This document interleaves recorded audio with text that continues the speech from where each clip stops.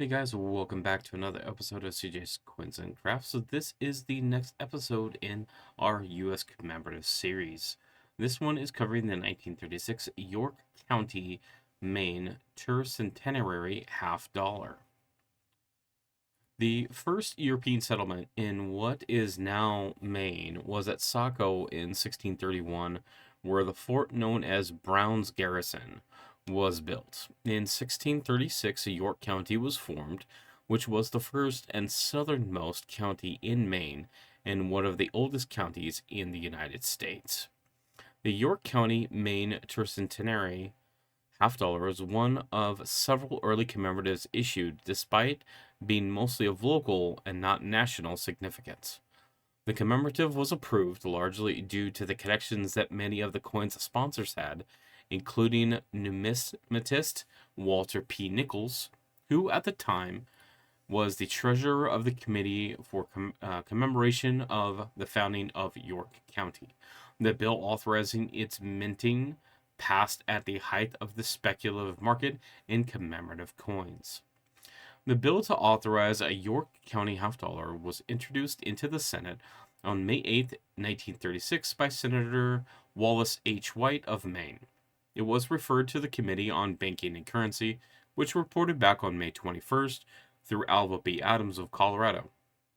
The committee report noted the original bill had been amended with the standardized amendments which had been adopted as a legislative policy, including requiring an issue of not less than 25,000 coins and limiting issuance to a single mint, to be selected by the director of the mint at the time.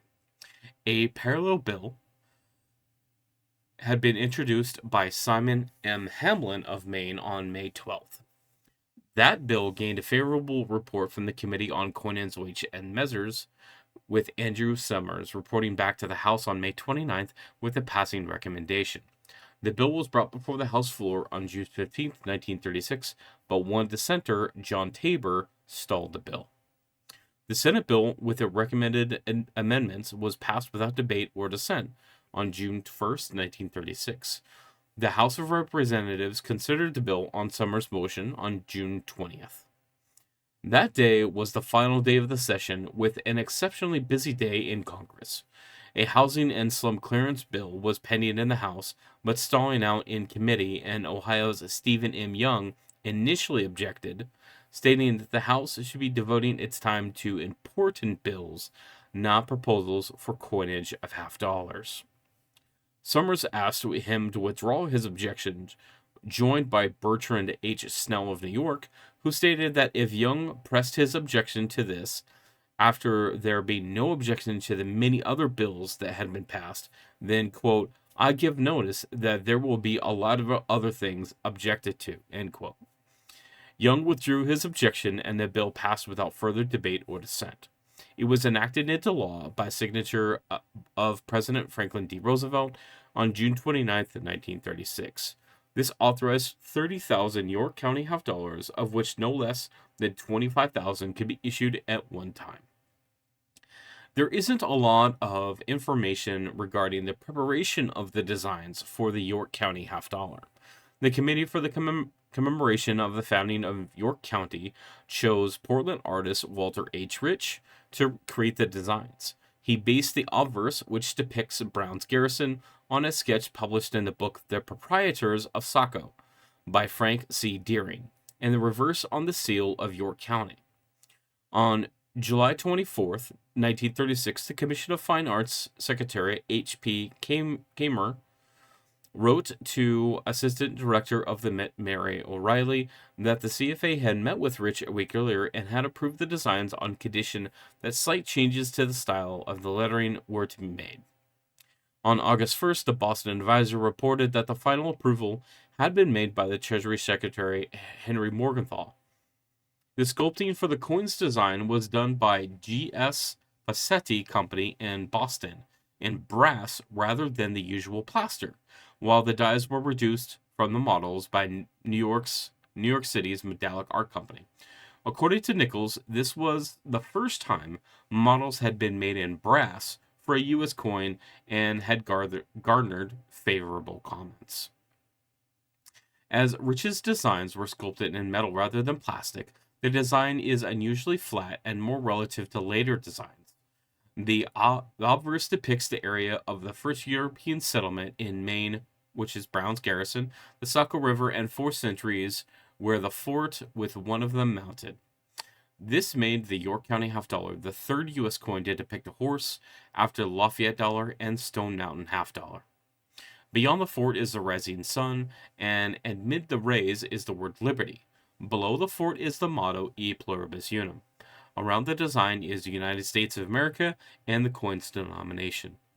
On the reverse, the presence of a cross in the York County seal makes this half dollar one of only 2 U.S. coins, the other being the 1934 Maryland Tercentenary half dollar, to depict a cross as part of the design. The pine tree in the shield's upper left symbolizes the state of Maine. The anniversary dates are on either side of the shield, with In God We Trust below it, and York County, first county in Maine, surrounding the shield. WHR, the designer's initials, appear in Cuse near the border.